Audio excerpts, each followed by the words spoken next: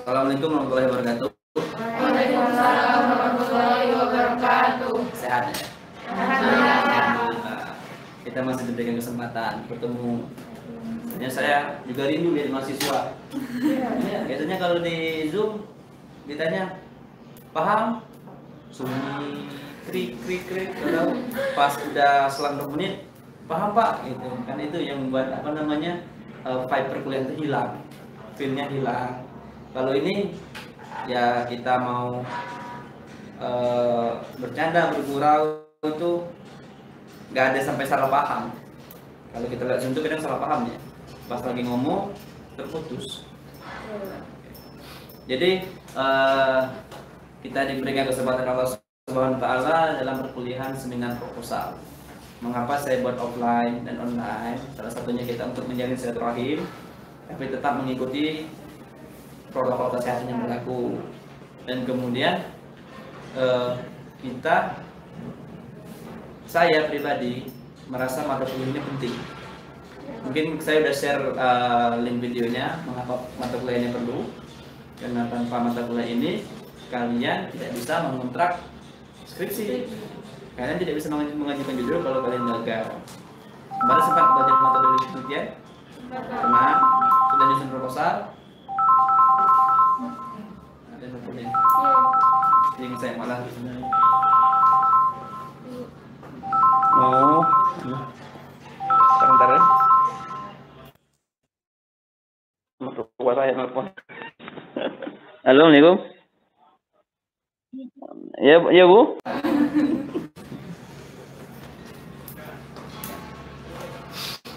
Pentingnya mata kuliah ini saya bilang kemarin ketika di WA di video saya yang kemarin, sesi kemarin itu sama anak kelas B. Mengapa saya buat maaf, sorry. Kenapa saya buat seperti itu? Saya bagikan nanti link yang ini, video yang ini bakal saya kasihkan linknya ke yang A. Saya hanya 2 kelas, ke yang A. Maksudnya jangan sampai saya mengulang materi. Itu. Maksud saya jangan sampai saya mengulang materi. Yang kemarin yang A kuliah sama saya masalah pembukaannya saya kasih link kalian lihat. Nanti yang B kuliah masalah latar belakang masalah nanti mereka saya kasih linknya, saya kasih link videonya, mereka lihat. Jadi besok pertemuan mereka langsung ke kajian teori, sehingga kita tidak membuang waktu dan lebih banyak waktu kalian untuk menyusun proposal. Usahakan nanti kan bakal ada kita kelas intensif ya, pembagian kelompok, satu kelompok 5 orang. Usahakan carilah judul yang bagus. Kenapa? Kalau judul itu bagus, itu yang akan kalian bawa ke skripsi sampai akhir.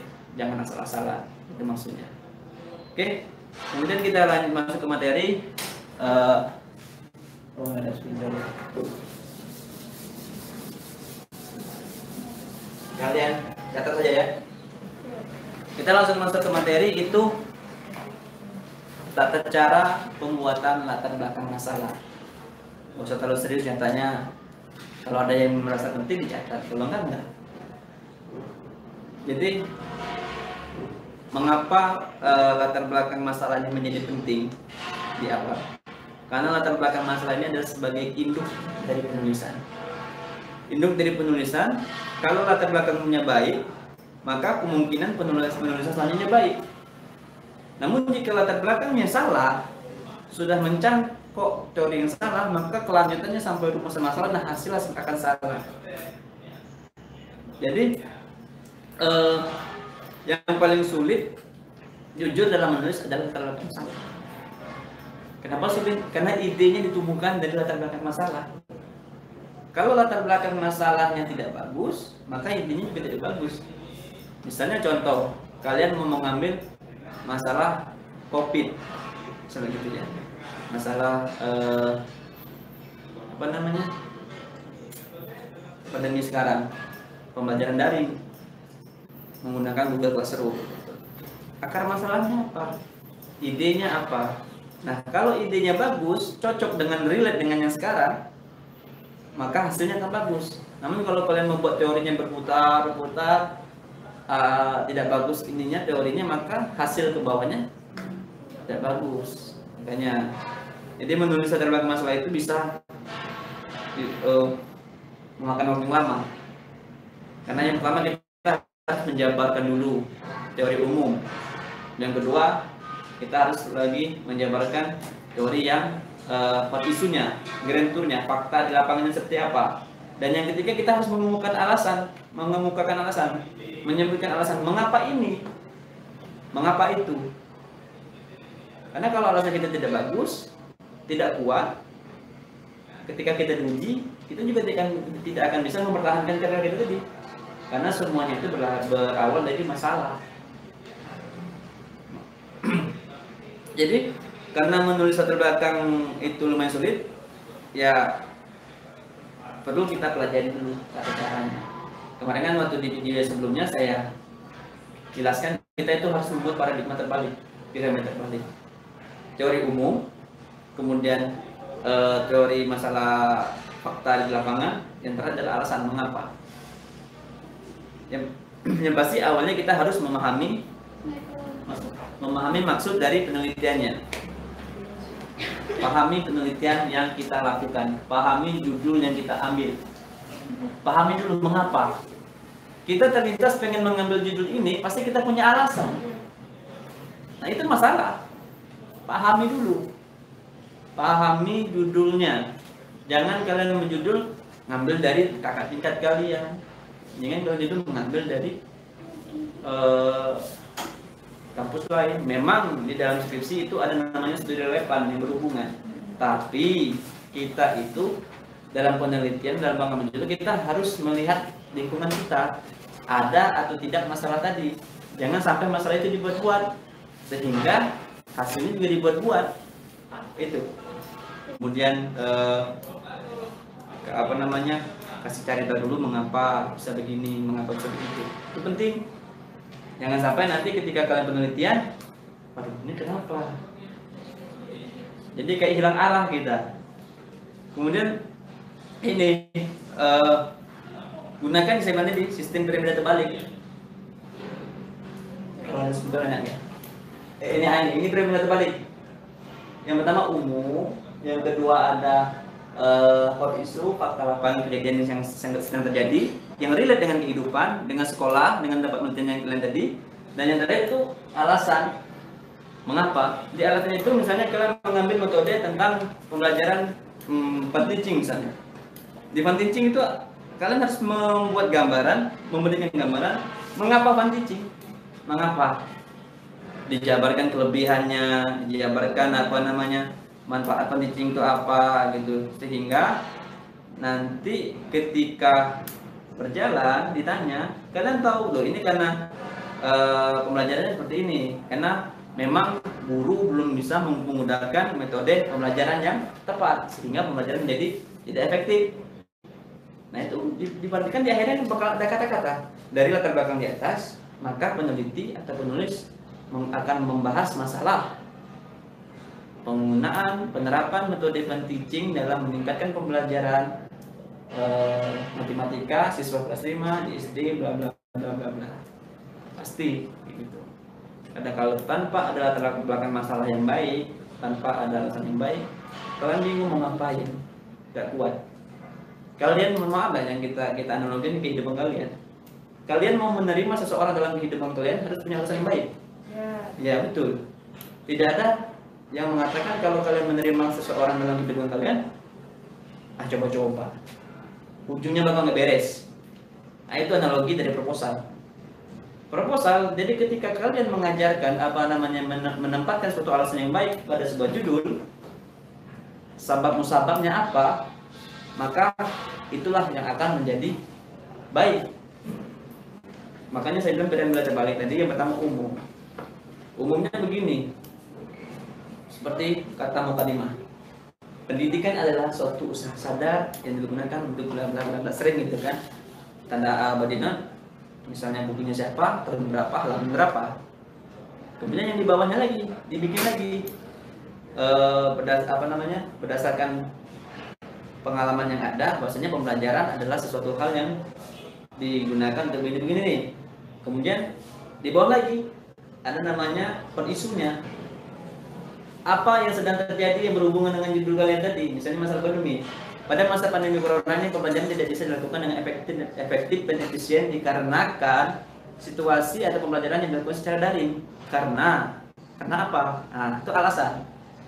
Kemudian di bawahnya lagi kalian timbulkan. Karena latar belakang masalah itu sama dengan solusi. Latar belakang masalah sama dengan solusi. Saya itu. Karena tidak ada penggunaan media yang baik. Nah, kalian tawarkan di bawah tadi. Kalian tawarkan mengapa? Kalian tawarkan solusi yang kalian ingin lakukan. Misalnya penggunaan media Google Classroom. Nanti kamu bikin alasan. Mengapa Google Classroom? Karena Google Classroom pertama simpel misalnya itu. Gampang diakses, bisa digunakan di mana saja, oleh siapa saja, kalangan mana saja. Itu kelebihannya. Kemudian bagaimana tata cara penggunaannya? Dan manfaatnya seperti apa? Nah, jadi nanti di akhir kata bakalan ada kata-kata kalimat seperti ini. Berdasarkan latar belakang di atas, maka penulis akan membahas tentang. Kan sering tuh kalau coba kalian cek skripsi, bolehlah kalian sekarang main-main ke perpustakaan fakultas, kalian cek skripsinya anak-anak PGMI masih kakak tingkat kalian itu, pasti ada yang latar belakang masalah ini sampai 15 lembar, 10 lembar. Buat apa? Toh dari 15 lembar itu, mohon maaf, karena bukannya sok tahu, bukannya sok-sokan, yang bisa dibahas yang menjadi titik ini cuma ujungnya, hanya satu paragraf. Jangan seperti itu. Sedikit kan teorinya, banyak kan idemu. Teori tetap kita butuhkan karena teori adalah sebagai pendukung dari pemikiran kita. Kita menjabarkan sesuatu, misalnya kita mengatakan bahwasanya seorang wanita kalau sedang dalam keadaan haid atau menstruasi dia tidak melakukan sholat misalnya itu. Apa ini? Dalilmu? Apa jawaban pendukung teorimu? Al-Quran ayat berapa? Kan itu teori pendukung dari gagasan kita. Kita sebagai seorang musafir boleh menjamakkan sholat dengan syarat 60 km ya perjalanan. Apa dalilnya? Kan sudah ditanya seperti itu.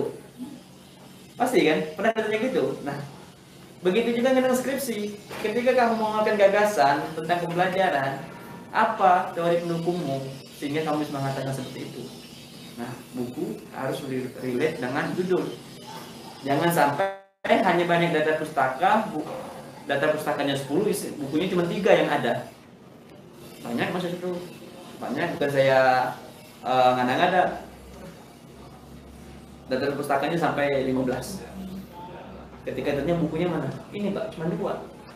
Yang lain yang mana? Fiksi kan buku itu? Ya selebihnya.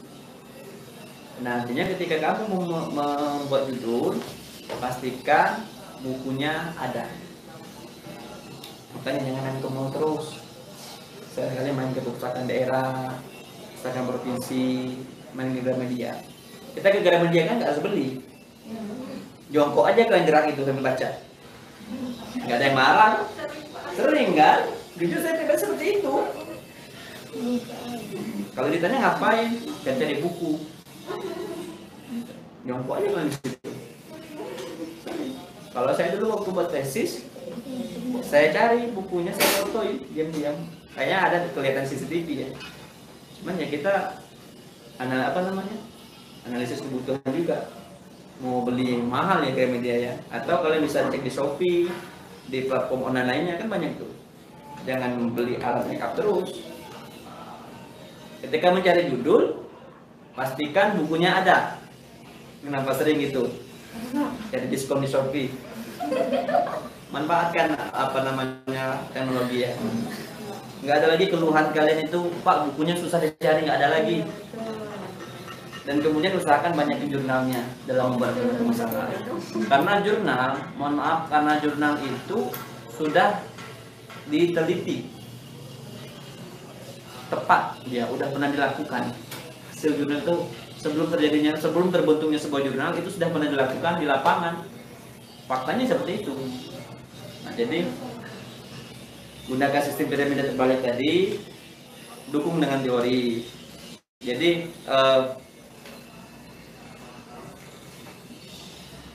dalam pembuatan latar belakang masalah itu ya bahaslah beberapa penelitian terdahulu, membahas beberapa penelitian terdahulu. Makanya saya bilang tadi jurnal, terus sudah pernah teliti, ya kan. Kemudian di blog-blog itu bisa diambil, artikel-artikel bisa diambil, cuma sarannya masukkan referensinya. Jangan sampai kalian kopas seperti buat makalah. Ya, karena karya ilmiah itu karya akhir yang harus ilmiah, yang harus benar-benar itu kalian lakukan. Jadi pembuatan latar belakang masalah menjadi sangat penting, karena latar belakang masalah itu kita jadikan sebagai solusi. Jadi mindsetnya kalau kita memiliki masalah A, kita harus punya solusi B. Karena latar belakang ini akar dari penulisan. Beda dengan kajian teori. Kajian teori hanyalah berdasarkan teori yang pernah kalian yang ada, berdasarkan dengan judul kalian tadi seperti saya bilang. Kajian teori harus sama dengan judul materinya. Jangan sampai nanti kajian teorinya beda, judulnya beda. Alasan kalian apa? Yang penting ada, jangan. Jadi di sini ya kalau menulis biasa bukan tulisan ilmiah itu tidak perlu solusi yang sangat susah. Jadi kalian turun ke lapangan itu kalian memiliki sebuah misi. Itulah latar belakang masalah saya bilang tadi, umum, maksudnya luaskan, mantapkan, tegaskan. Luaskan tadi teorinya terbanyak, tegaskan tadi ya karena faktanya itu terjadi pada hari ini. Mantapkan, alasannya apa? Sesuatu yang dilakukan dengan kemantapan, insya Allah akan menjadi sesuatu yang berguna, bermanfaat. Seperti saya bilang tadi, kamu ingin membeli sesuatu, misalnya, mohon maaf ya, kita beranalogi lagi, karena hampir semuanya wanita semua di sini ya kan. Kalian wanita makhluk yang paling rumit, ya ngaku memang iya. Faktanya seperti itu. Contoh kenapa saya bilang itu? Dalam membeli sepatu saja, akan ada 10 toko sepatu yang kalian datangi, tapi kalian tetap akan kembali ke toko sepatu yang pertama. Nah di situ contoh dari latar belakang masalah. Kenapa? Pasti kalian bilang di toko sini kurang mahal, ayo cari lagi lah. Kurang mahal, cari lagi, kurang murah, kurang bagus lah. Akhirnya balik ke masalah pertama. Kenapa? Karena di situ kalian mantapkan. Setelah kalian melihat survei, observasi di lapangan, ternyata yang tadi yang paling mantap. Maksudnya, makanya saya bilang analogi seperti itu, membuat latar belakang masalah berdasarkan kenyataan yang ada di lapangan, yang ditegaskan tadi. Kalian mencari bebaran sesuatu itu biasanya muter. Satu mall kalian muterin. WTC ada berapa lantai? 4 lantai. Ya, 4 lantai. 1, 2, 3, 4. Kalian datangi semua toko dari 1 sampai 4. Saya yakin kalian nggak akan berhenti di toko yang terakhir. Karena kalian akhirnya ke sana lagi lah. Pada lagi ke awal. Karena kalian mencari sesuatu yang memang mantap, yang bisa membuat kalian alasan, yang membuat itu menjadi excuse yang tepat, reason yang tepat untuk kalian ambil. Begitu juga dengan latar belakang masalah. Latar belakang masalah, kalau kalian nggak punya reason yang tepat, excuse yang tepat, alasan yang tepat, waduh, ini sudah saya ulang ya. Bukannya saya sengaja, nggak sengaja, memang sengaja saya ulang biar kalian tahu mengapa mata kuliah ini saya jabarkan. Dia ada 3 itu di sinar proposal itu, ada latar belakang masalah, ada kajian teori, ada metodologi penelitian. Latar belakang masalah itu memang hal yang paling rumit. Sering sekali mahasiswa terjebak dengan latar belakang masalah. Akibatnya di rumusan masalah, di fokus penelitiannya dia kemana-mana. Latar belakang masalahnya A, kalau tahu rumusannya jadi B, rumusan masalahnya. Kalian di kelas ada berapa orang? 40. Hah? 40. Kalau dibagi 5 ada berapa kelompok? 8 kelompok. Kita akan buat kelas intensif. Makanya saya guru, biar kita bisa bebas untuk saling berdiskusi. Bab 1, bab 2, bab 3. Bab 3 bukan menjadi hal yang berat. Di metodologi penelitian bukan jadi hal yang berat, karena semua didukung dengan buku. Tinggal bagaimana cara kamu melakukan penelitian, metodologi, cara penelitian atau cara melakukan penelitian. Semua sudah didukung dengan buku. Tapi tanpa ada latar belakang yang tepat, masalah yang bagus tadi, kalian nggak akan bisa menemukan metode yang tepat. Kadang, ya mohon maaf lah, ada beberapa segelintir mahasiswa yang membuat latar belakang masalahnya itu kuantitatif. Ceritanya begitu. Judulnya kuantitatif, tapi pas metodenya ke kuali. Ada terjadi itu, pernah terjadi itu. Dia judulnya PTK, cuman dia memaksakan ke kuali. Karena kenapa bisa begitu? Ketahuan di latar belakang masalah. Dia tidak benar-benar melakukan free observasi atau free research sebelum melakukan penelitian atau mengambil judul. Belajar metode penelitian? Belajar. Sama Pak Roni kan? Belajar. Artinya di dalam metodologi penelitian itu ada yang dinamakan pra-research. Pra-research adalah masa di mana kalian melakukan riset sebelum mengambil judul, dilihat. Karena masalah yang ada di sekolah A sama dengan masalah di sekolah B. Makanya anak bimbingan saya ketika dia tidak bisa melakukan penelitian di sekolah A, dia pengen melakukan penelitian di sekolah B, saya tidak izinkan karena masalahnya tidak sama. Kita pribadi pun, saya dengan kamu masalahnya nggak sama. Kamu berdua walaupun satu kos, masalahnya nggak sama. Satu kos, iya. Ya masalahnya nggak sama. Iya ya. Karena ini dekatan terus tadi nggak bisa. Nggak sama. Yang satu masalah keuangan, mohon maaf ya. Saya juga merantau dulu. Satu masalah keuangan, yang satu masalah kebanyakan uang. Kita yang seperti itu. Bingung dia mau kemana uangnya. Nggak sama. Makanya ketika mengambil sebuah judul, haruslah kamu melakukan pra-research. Itu metodologi penelitian.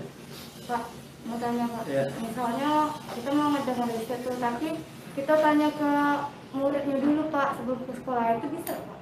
Misalnya kita nanya pas di sekolah tuh diajarkan gurunya pernah misalnya pakai metode itu namanya pra-research. Itu yang kita tapi kita tidak ke sekolah Pak, cuma tanya-tanya kan di sekeliling rumah kita gitu nah Pak, maksud kami tuh. Tapi nggak kuat, karena jawaban orang itu beda-beda. Makanya dilihat ada namanya observasi. Observasi mengamatinya begini. Anak kecil itu polos loh. Iya Pak. Nggak bisa kita kita jadikan patokan. Kita lakukan namanya observasi mengamati. Ketika sedang dalam proses belajar, kita lihat, oh gurunya seperti ini, kok anaknya malah ribut di belakang. Artinya guru tidak mempunyai trik yang tepat dalam melakukan pengajaran. Nah dari situ kamu berpikir, guru kan tidak memakai media di sini. Nah, saya gunakan media untuk memfokuskan murid pada saya. Nah itu namanya pra-research observasi. Kalau bertanya, satu wawancara dengan murid itu. Apalagi cuma kamu tanya satu guru, satu murid, satu murid. Murid nggak akan menjawab secara lugas. Apalagi untuk anak kelas 5, kelas 6 nggak akan jawab secara lugas tegas. Dia masih ragu-ragu. Ada nggak ya? Tentunya gitu. Kita yang sebagai observer ataupun researcher ataupun peneliti, kita harus yang mengamati langsung ke lokasi tadi. Dan kita bisa bertanya sama guru, apa kendala dengan murid. Misalnya muridnya ribut, Pak, muridnya ribut, Bu, ini begini-begini, saya capek, sudah habis tenggorokan saya ini. Namanya gitu ya. Guru yang mengajarkan pada metode itu habis. Nah di situ celah kamu, oh artinya guru ini pembelajaran membutuhkan media. Media apa ya? Audiovisual. Nanti kamu jabarkan. Di situ dia mengatakan media audiovisual itu apa kelebihannya, kekurangannya apa? Mengapa ini pantas untuk diambil? Jadi jangan sampai nanti kamu pas melakukan penelitian kamu mengambil judul kakak tingkat kamu. Jangan. Itu saran saya. Ada pertanyaan lain? Paham? Seperti itu. Kalau sekarang kan tuh kok tidak Pak. Misalnya kalau kita mengamati kan ada walaupun mengamati beberapa orang itu nampak kan kalau kami lihat tuh kalau sekarang ini di SD di kampung kami itu Pak itu bukan kebanyakan sih hampir rata-rata gurunya itu memang cuman ngasih tugas terus. Nah saya itu punya keponakan jadi tuh dia tuh merasa kayak bosan gitu nampak karena tugas terus yang itu. Maksudnya kan menurut saya itu sekali-kali coba pakai aku kayak entah Zoom sekali-kali. Itu kan keresahan kamu kan? Iya. Keresahan dari situ dia sudah tahu, dia sudah melihat. Iya. Apa kira-kira solusimu kalau lihat kalau sudah tahu keadaan begitu? Apa yang ingin kamu lakukan? Ya kalau saya Pak itu pas pertama pakai media jelas entah kita kirim video kita ngajak atau pakai animasi kalau kita sekarang. Terus tuh ada juga Pak gurunya tuh memang kayak kami waktu SD dulu tuh Pak ngajarnya memang disuruh catat terus. Jadi kalau kami tanya Bang ini nih apa sih? Entahlah cuma nyatat kata. Jadi pembelajaran tuh tidak masuk gitu nah Pak. Nah itu sama itu research. Dia udah ngalami, kamu udah tahu. Sudah bisa gitu Pak. Iya udah termasuk itu research. Kamu sudah mengetahui keluh kesah dari di lapangan. Kira-kira apa yang kamu ingin kamu lakukan? Jadi ketika kamu sudah mengetahui gurunya konvensional, tradisional dalam mengajar, maaf, mungkin belum melek teknologi, berarti kamu harus bisa melakukan sesuatu inovasi yang lebih baik. Karena latar belakang masalah yang kamu dapatkan tadi, dengan adanya guru tidak memiliki inovasi dalam melakukan sebuah pembelajaran, guru tidak menggunakan media dalam melakukan sebuah pembelajaran, itu jadi latar belakang masalah ya kan? Itu kamu garis bawahi harus menjadi solusi. Saya mau pakai fokus belah. Listrik ada udah? Ada, alhamdulillah. Gitu. Ada kampungnya yang belum masuk listrik? Ada? Ada. Jadi beruntunglah kalian ya. Jadi di situ kamu harus menimbulkan sebuah inovasi. Inovasinya bagaimana? Ya kamu pikirkan sendiri. Karena itu pemikiran kamu, persepsi kamu. Jadi ketika kita sudah mengetahui, itu contoh para research. Sesuatu itu butuh di lapangan, dibutuhkan di lapangan. Kalau begini, bagaimana ya biar enak dipahaminya. Saya nih, misalnya saya, kamu lah yang saya. Kamu misalnya yang Mbak ini misalnya, Mbak ini nggak pengen makan ayam, tiba-tiba temannya ini ngasih ayam, butuh nggak Mbak? Saya memang lagi nggak mau, berarti nggak bisa. Ditanya mbaknya mau apa? Pisang misalnya. Kalau dia pengen makan buah karena diet misalnya gitu. Kasih buah-buahan. Itu contoh seperti itu ya, bukan apa-apa. Artinya sesuatu penelitian itu lakukan sesuatu yang dibutuhkan di lapangan. Jangan sampai penelitian kamu itu jadi, kalau bahasa Jambi itu kayak ini, ngaco abu. Tahu abu yang sudah tepuk hilang, cuma lengketnya sebentar dicari. Jangan. Jadi ketika melakukan penelitian memang benar-benar sesuatu itu nanti membekas dan bisa jadi prasasti, kenang-kenangan bagi sekolah untuk bisa mengimplementasikan apa yang sudah kamu teliti di sekolah tersebut. Jangan sampai cuma jadi angin lalu. Dan itu bisa didapatkan kalau kamu tidak memiliki latar belakang masalah dan alasan yang bagus terhadap sekolah tadi. Dalam melakukan penelitian, sekolah pun belum tentu bisa menerima, karena dia merasa ya ini nggak ada di sekolah kami. Makanya saya bilang latar belakang masalah itu sulit. Akarnya, bibitnya di situ. Butuhnya pra-research ya untuk tadi, agar peneliti ataupun researchersnya itu nggak kewalahan dan tidak kehabisan cara untuk menggali data, dan sekolah mau menerima.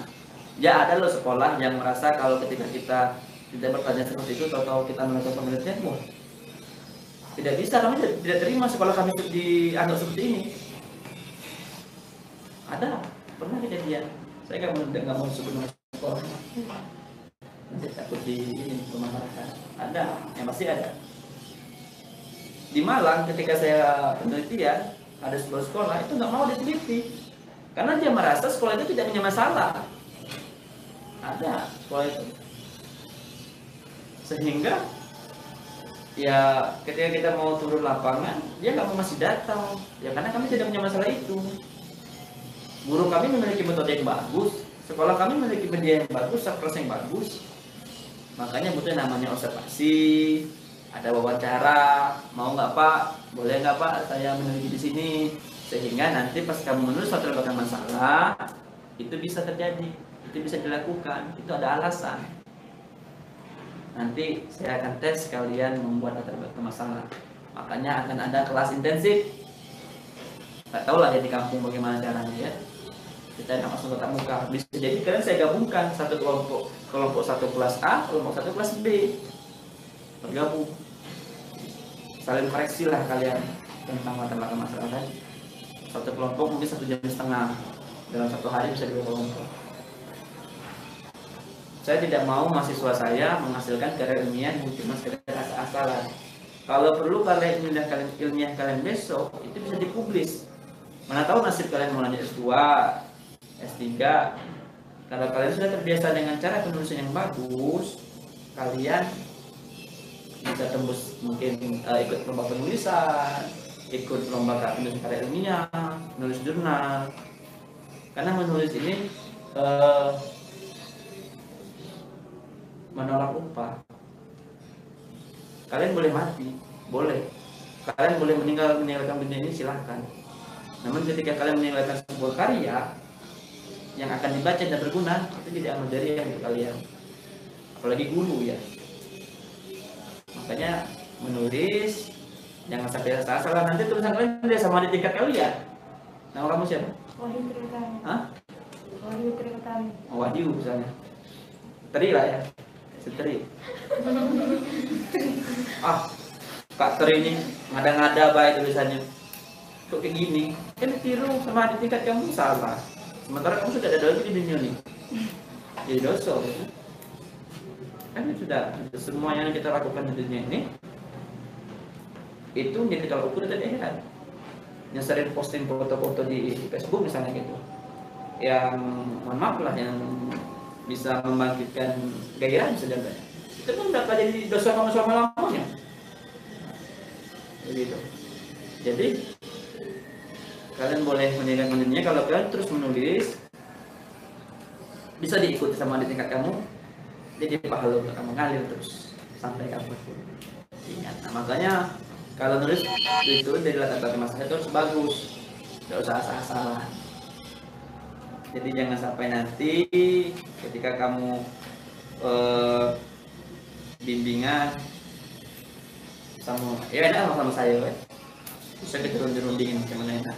Sempat dapat dosennya yang ini yang perfect, bukan susah, perfect. Dosen itu ada yang memang benar-benar pengen mahasiswanya itu tulisannya bagus, matang, ada.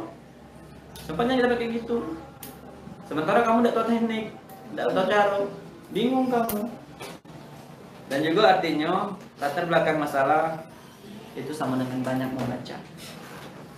Banyak membaca, banyak melihat. Mungkin ada yang pengen mengambil dari research and development. Pernah belajar masalah itu? R&D. Metodologi penelitian pengembangan. R&D itu adalah mengembangkan sesuatu yang telah dilakukan, kamu angkat kembali, kamu kembangkan, kamu baguskan. Research and development. Itu baca lagi materi. Apa perlu kita ulang materi itu? Kualitatif, kuantitatif, TK sampai R&D. Nah itu banyak membaca. Ya misalnya membaca gini, kamu membaca punya kakak tingkat kamu. Kurang bagus punya kakak tingkat ini. Aku mau buat kayak gini, cuma mau aku rubah misalnya medianya tentang media gambar. Dia pakai media gambar biasa loh, tempel gitu. Kamu buat puzzle, sudah kamu gambar print, kamu potong.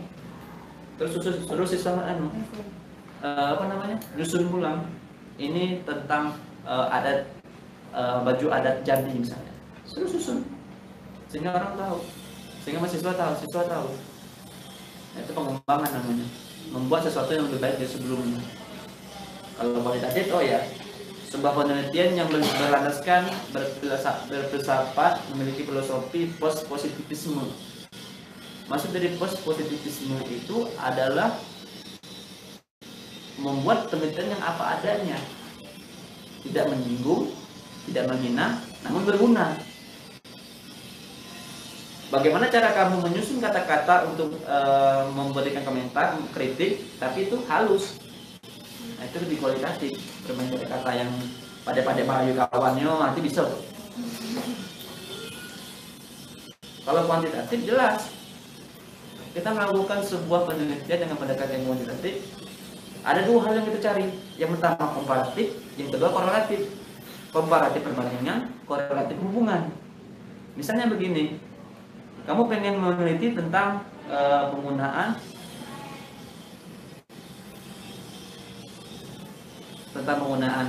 lipstick yang merek Mirabella dengan apa lagi, Pixi misalnya gitu. Kenapa kamu ingin, maksudnya membahas masalah daya tahannya, masalahnya penggunaan tadi, kepuasan. Kita menggunakan kuantitatif. Kamu buat angket, kamu buat survei, itu komparatif ya, perbandingan.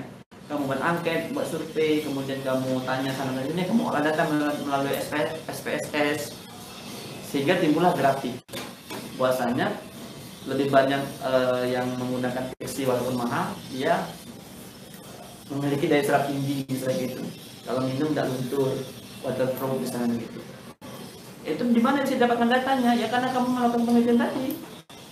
Itu kuantitatif. Korelatif menghubungkan, mencari persamaan. Kan banyak tuh orang yang sering melakukan survei seperti ini. Sering melakukan survei,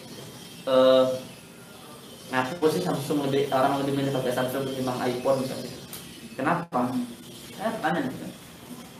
Masing-masing vendor melakukan penelitian, itu namanya kuantitatif. Sehingga timbul jawabannya, timbul angka akhirnya, bukan kata-kata tapi angka. Kalau kualitatif itu jangan sampai menggunakan angka, kecuali poin nomor 1, 2, 3. Tapi kualitatif itu 80% angka. Itu nanti kalau kita mau bahas tidak cukup dari misalnya. Kemudian PTK, penelitian tindakan kelas, penggunaan siklus 1, 2, 3. Ciri khas PTK itu judulnya dengan menggunakan kata meningkatkan. Penerapan media gambar pada mata pelajaran tematik untuk meningkatkan minat belajar siswa, meningkat. Kalau kualitatif, upaya, analisis, problematika. Kalau di kuanti, pengaruh, upaya bisa juga pengaruh penggunaan gadget terhadap bisa kualitatif. Kan dalam menulis judul hati-hati, makanya butuh namanya research. Balik lagi ke latar belakang masalah ya kan. Mau kemana pun kita mau kemana pun kita, tetap balik ke latar belakang masalah, teori, fakta, dan alasan. Ketika kamu memilih sesuatu, kamu harus mengungkapkan alasannya apa. Kenapa sih tadi ada yang ngomong, Pak ganti iPhone deh. Saya nggak suka pakai iPhone. Kenapa? Saya bisa pakai, susah. Kebanyakan yang menggunakan iPhone adalah orang yang mengejar gengsi. Ya, pasti. Dia rela memberi HTC ya, yang dari 20 juta jadi 2 juta. Tahu yang HTC tahu? Yang barang KW, super kopi. Tapi fisik mah. Nah itu alasan atau belakang masalah. Saya lebih suka ke Android, simple, easy to use. Itu alasan saya. Orang lain nggak bisa maksa saya. Artinya ketika melakukan penelitian membuat ada masalah, ya, jangan sampai orang lain ikut campur, karena itu akal dari ide kamu, dan kamu didukung sama teori, didukung sama jurnal, dan kamu sudah melakukan pra-research. Pak, kalau misalnya di PTK itu kan dipakai siklus, itu minimal itu 2 siklus gitu. Minimal 2 siklus, maksimal 5 siklus. Tapi kalau kita ngambil penelitian PTK, kalau pakai 2 siklus, nggak apa-apa ya Pak? Boleh. Jadi gini, dalam PTK itu kalau kita buat kan ada itu namanya siklus 1, siklus 2. Di proposal itu ada namanya siklus lanjutan. Soalnya gini, tidak mungkin kamu bisa mengubah suatu culture itu dalam suatu budaya itu dalam waktu hanya 2 minggu, tidak mungkin. Terkadang yang melakukan penelitian dengan PTK itu impossible kalau dalam waktu 1 bulan mengubah nilai siswa yang dari 50 ke 80 itu susah. Membuat tingkat kelulusan yang dari 40% ke 75% itu susah. Karena kita perlu memahami karakter anak itu berbeda-beda. Memang rambutnya sama hitam, tapi sifatnya berbeda. Makanya di situ ditulis siklus lanjutan. Dalam bunyi siklus lanjutan itu, jika dalam siklus 2 itu tidak tercapai target yang ini, maka akan dilakukan siklus 3, 4, dan 5. Tapi kalau 5 kamu nggak bisa mencapai, sudah berarti kamu gagal. Karena faktanya, hasilnya dalam menggunakan PTK, kamu harus punya target. Misalnya KKM dari sebuah sekolah itu 75. Tapi faktanya yang baru mencapai 75 itu hanya 40% dari siswa. Lah, kamu harus bisa merubah itu menjadi 75% minimal. Kalau ada 10 siswa, artinya tinggal tersisa 3 siswa yang nggak lulus. Terserah dia mau ke laut. Berarti bukan salah guru lagi. Nah, tapi kalau itu tidak kamu capai, berarti kamu gagal. Makanya PTK itu rawan namanya manipulasi data. Nggak mungkin kamu bisa merubah kepribadian orang itu dalam waktu 2 minggu. Nggak mungkin. Kecuali kamu hipnoterapi. Itu pun kadang bisa, kadang nggak.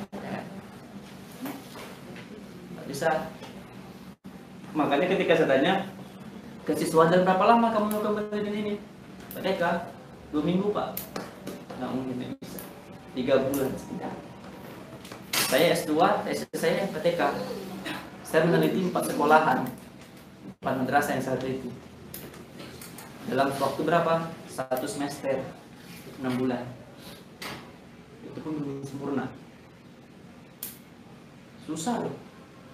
Judul saya itu pembentukan kecerdasan spiritual pada anak melalui tahfidzul Quran. Itu PTK.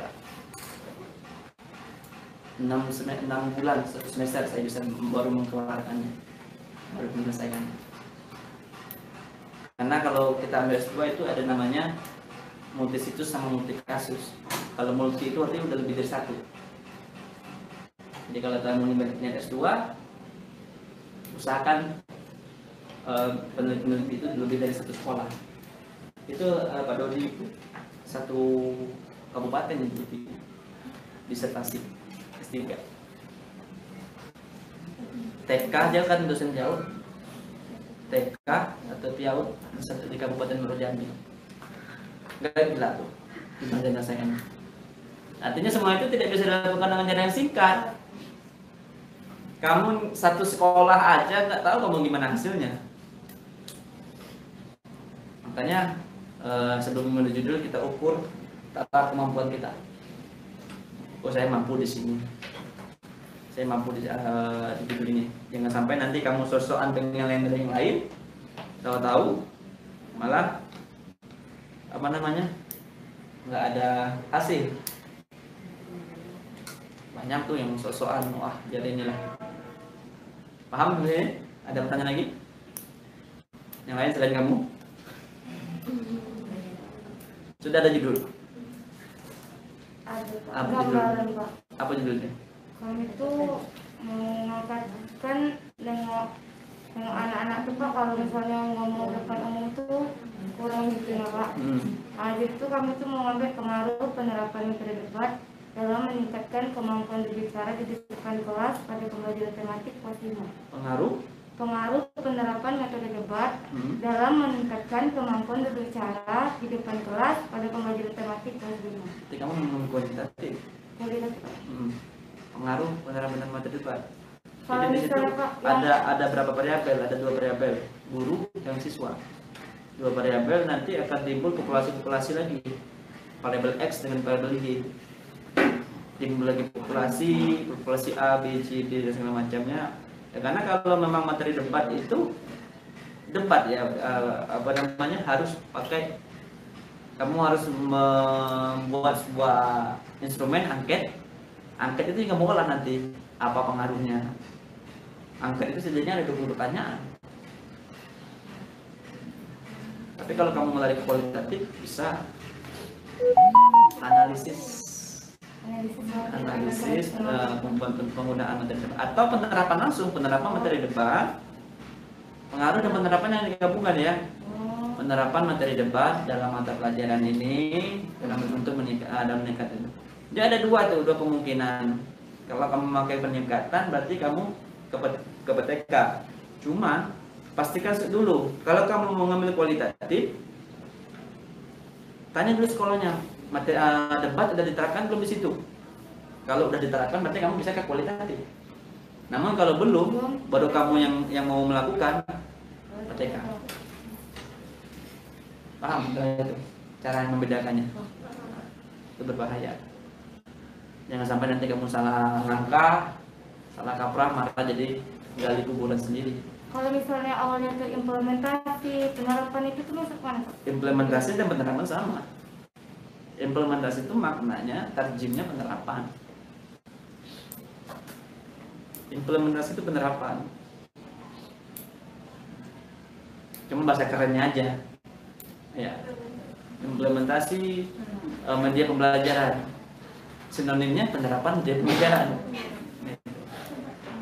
Jadi nggak ada bedanya. Terus disusun kalau sudah ada ininya. Karena nah sekarang kamu sudah ada judul nih. Saya mau tanya sama kamu. Mengapa judul itu kamu ambil? Karena saya lihat tuh, saya tuh pengen anak-anak tuh dari kecil tuh terlatih ngomong Pak di depan. Berarti kamu bertekad.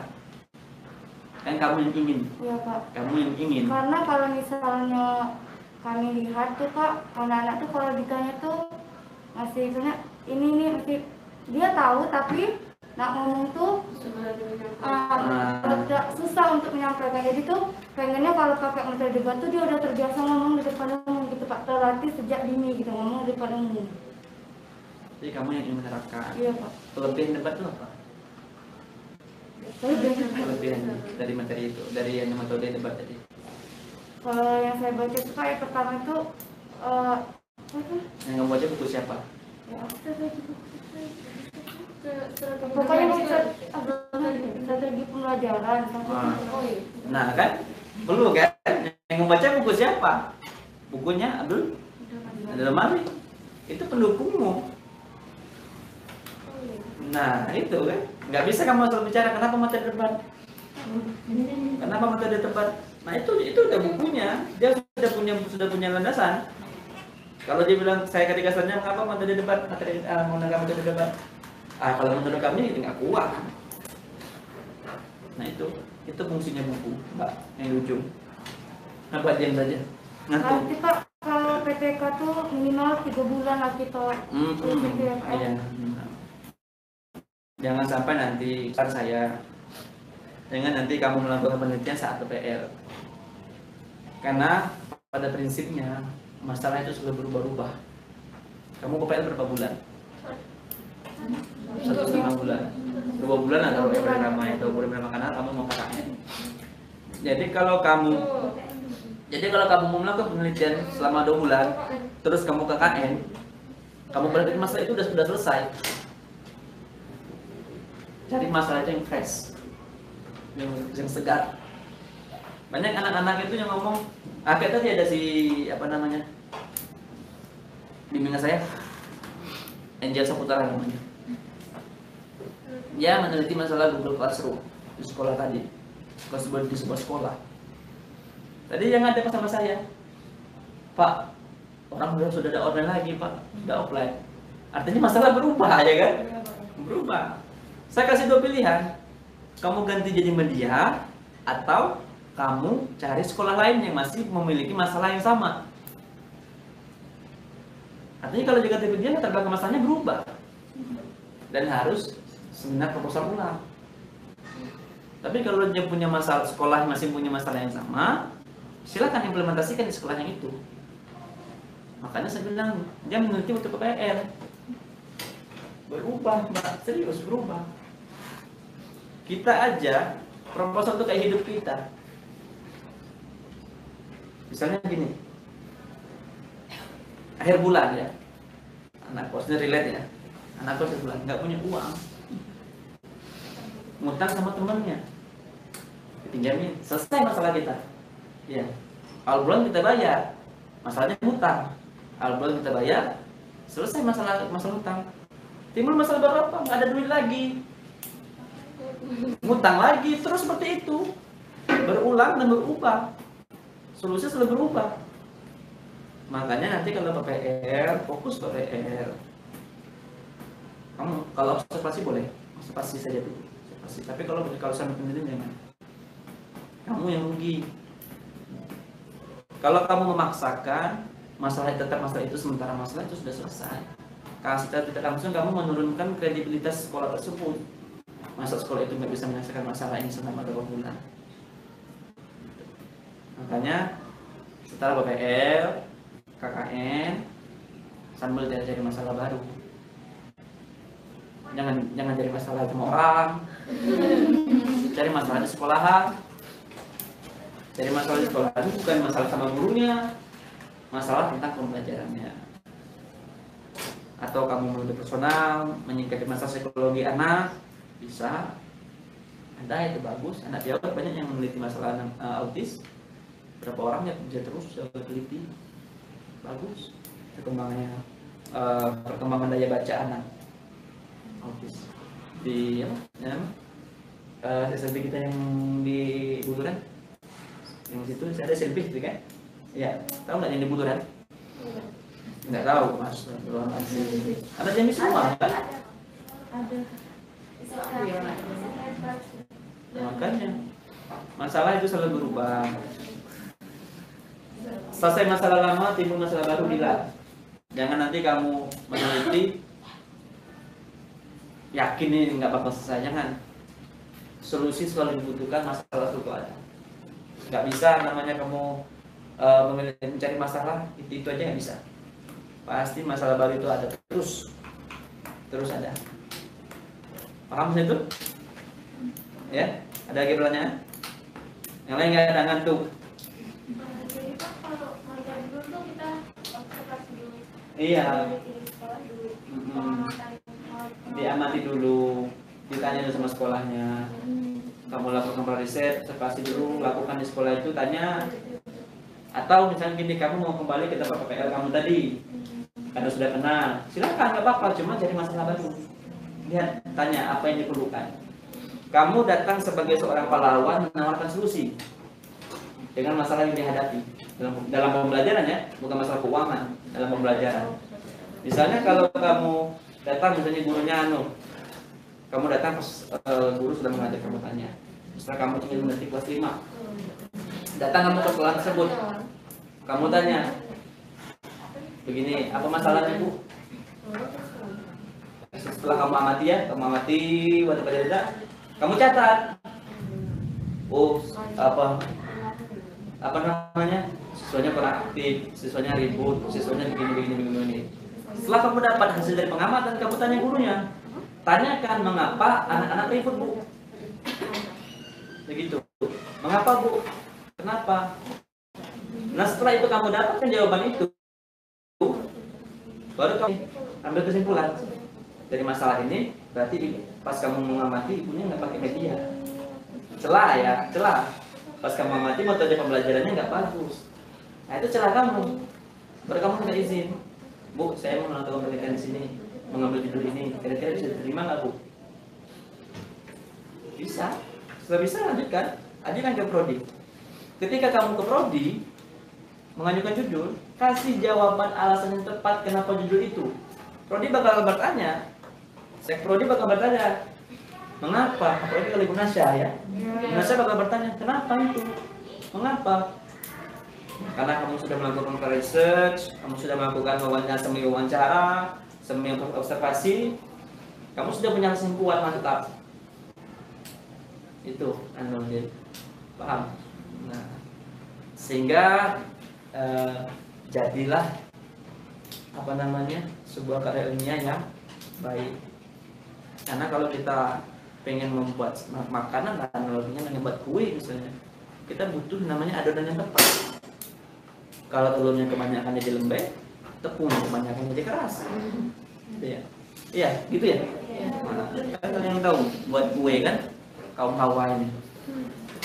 Jadi ketika sudah kamu terapkan, sudah kamu tahu adonan yang pas, ini yang tepat, maka jadilah kue yang enak. Maka dapatlah itu yang bagus, yang enggak apa namanya old school, ketinggalan zaman, yang up to date lah. Masa generasi milenial pemikirannya old school. Tahu old school? Jadul. Nah. Jadi harapan saya ya, karena udah jam 4 ya, kita mulai jam 3. Harapan saya kalau kita masih diberi kesempatan belajar, pokoknya kita kejar sebelum puasa. Iya kan? Kamu pengen kampung, pengen puasa sama orang rumah ya? Ada yang sudah nikah sini belum? Perantauan? Angkatan? Perantauan semua sini? Yang asli Kota Jambi nggak ada? Kamu di mana kampungmu? Kamu?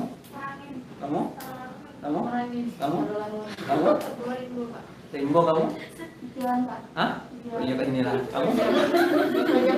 Hah? Kamu? Kamu? Kamu? Kamu?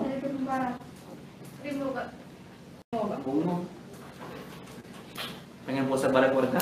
Pengen. Kita kejar. Bisa pengen ya, kalau puasa bareng suami belum ada kan? Ada. Kemudian setelah selesai, cepatlah balik ke Jambi. Kamu uruslah bahasamu, tahfizmu.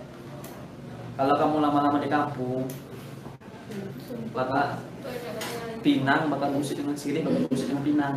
Tahu maksudnya Bu? Maknanya nganggung. Ujung-ujungnya Po ngantar undangan, kuliah tidak selesai. Ya walaupun banyak yang tidak seperti itu, takutnya Nazrul Muzali. Mungkin kita perkuliahan sampai bulan Mei atau Juni. Ya? Juni. Nah, sudah puasa mungkin kita ketemu lagi. Habis lebaran ketemu lagi. Dan saya harap ketika sudah lebaran kalian sudah punya proposal yang mantap. Akan diujikan. Kita coba ujian apa namanya?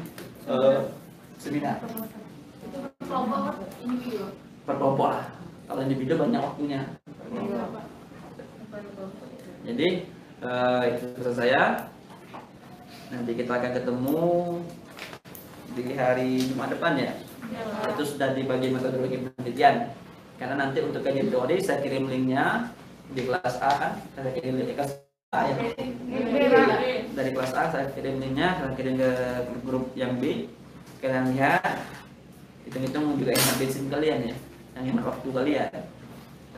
Yang B-nya nanti kita di metodologi penelitiannya kita bertemu lagi. Kita akan bahas masalah ini juga.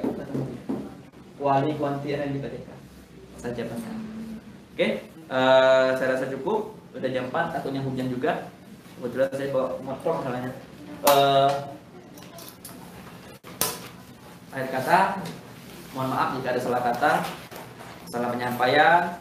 Kalau ada tersinggung, mohon maaf, bukan maksud hati. Kita hanya berurusan saja, biar tidak bosan.